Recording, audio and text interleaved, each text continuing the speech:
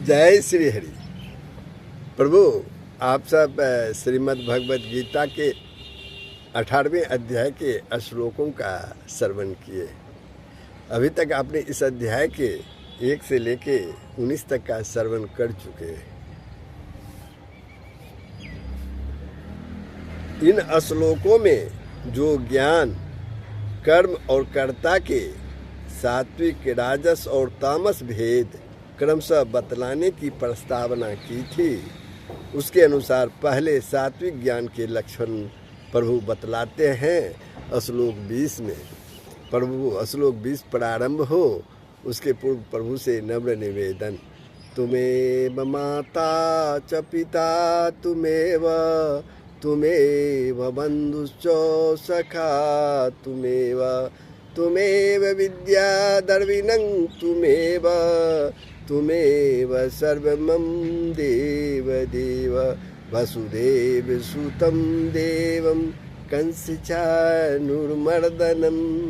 देवकी परमानंदं कृष्णं वंदे जगतगुरुं।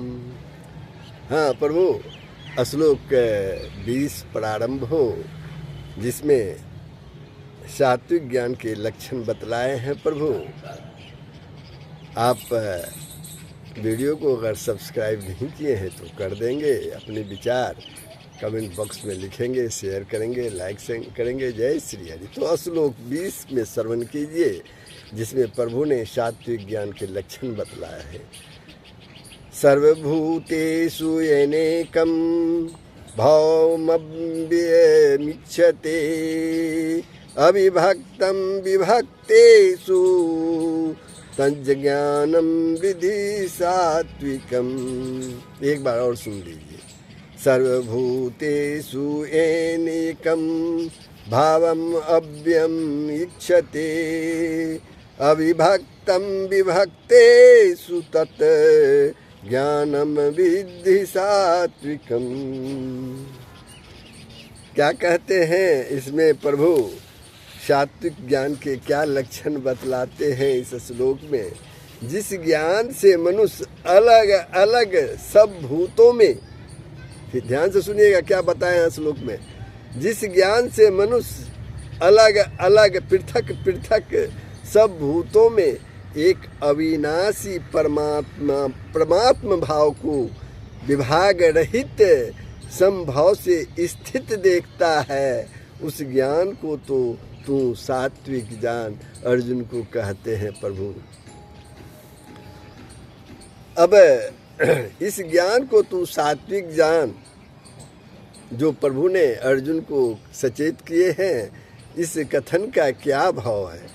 इस कथन से भगवान ने यह भाव दिखलाया है कि जो यथार्थ अनुभव है वही वास्तव में सात्विक ज्ञान यानी सच्चा ज्ञान है।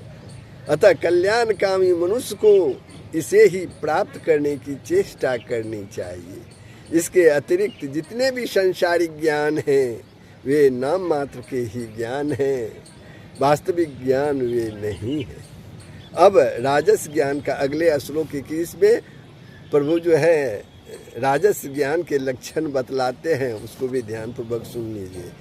पृथक्त्वेन तु यज्ञानं नाना भावन्म परतद्विधान वेत्ति सर्वेषु भूतेषु तज्ज्ञान वृद्धि राजसम्।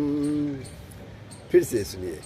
पृथक्त्वेन तु यत् ज्ञानं नाना भावान् पृथग्विधान् वेत्ति सर्वेषु भूतेषु तत् ज्ञानं विद्धि राजसम्। किंतु जो ज्ञान अर्थात जिस ज्ञान के द्वारा मनुष्य संपूर्ण भूतों में भिन्न भिन्न प्रकार के नाना भावों को अलग अलग जानता है, उस ज्ञान को तू राजस ज्ञान समझ, उस ज्ञान को तू राजस ज्ञान जान, प्रभु श्री कृष्ण कहते हैं। अब यहाँ है उस ज्ञान को तू राजस ज्ञान जान, इस कथन का क्या भाव है भाई? इससे भगवान ने यह भाव दिखलाया है कि उपर्युक्त प्रकार का जो अनुभव है वह राजस ज्ञान है, अर्थात नाम मात्र का ही ज्ञान है, वास्तविक ज्ञान वो नहीं है।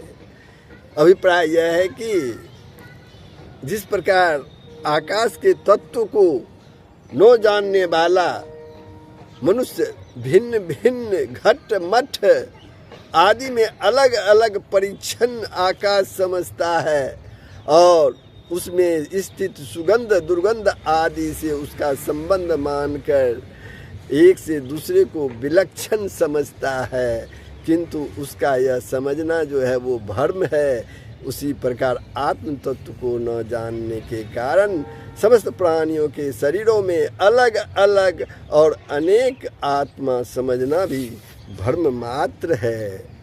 अब तामस ज्ञान के लक्षण बतलाते हैं प्रभु श्लोक 22 में, उसको भी ध्यानपूर्वक आप श्रवण कीजिए। यत तु कृत संवत एकस्मिन् कार्ये सक्तम् अहेतुकम् अतत्वार्थवत् अल्पं च तत् तामसम् उदाहृतम्।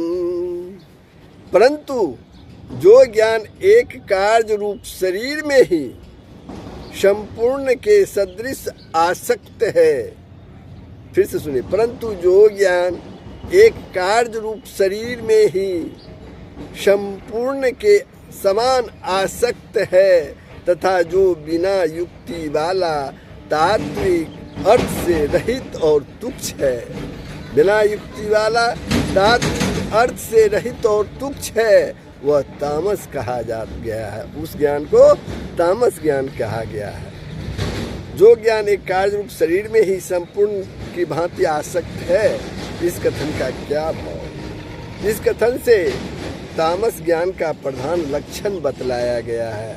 अभिप्राय यह है कि जिस विपरीत ज्ञान के द्वारा मनुष्य प्रकृति के कार्य रूप शरीर को ही अपना स्वरूप समझ लेता है, कार्य रूप शरीर को ही अपना स्वरूप समझ लेता है और ऐसा समझकर उस क्षणभंगुर नाशवान शरीर में सर्वस्व की भांति आसक्त रहता है, अर्थात उसके सुख से सुखी, उसके दुख से दुखी होता है तथा उसके नाश से ही सर्वनाश मानता है।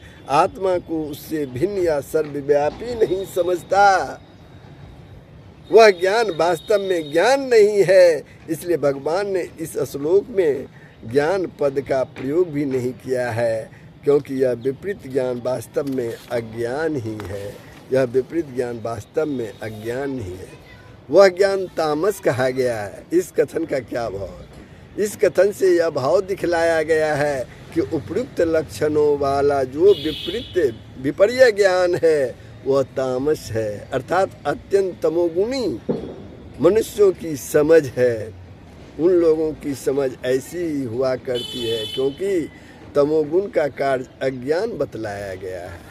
तो इस प्रकार प्रभु ने तीनों ज्ञान के लक्षण बतला दिए। अब आगे जो प्रभु बतलाएंगे सात्विक कर्म के लक्षण बतलाएंगे और राजस कर्म के और तामस कर्म के लक्षण बतलाएंगे। लेकिन प्रभु वो अगले श्लोक में है, तो श्लोक 22 पर मैं विश्राम लेता हूँ। ये प्रसंग कैसा लगा कमेंट के माध्यम से अवश्य ही बताएंगे, साथ ही शेयर करेंगे, लाइक करेंगे। जय श्री हरि। सबका कल्याण हो, पूरे विश्व का कल्याण हो। जय श्री हरि।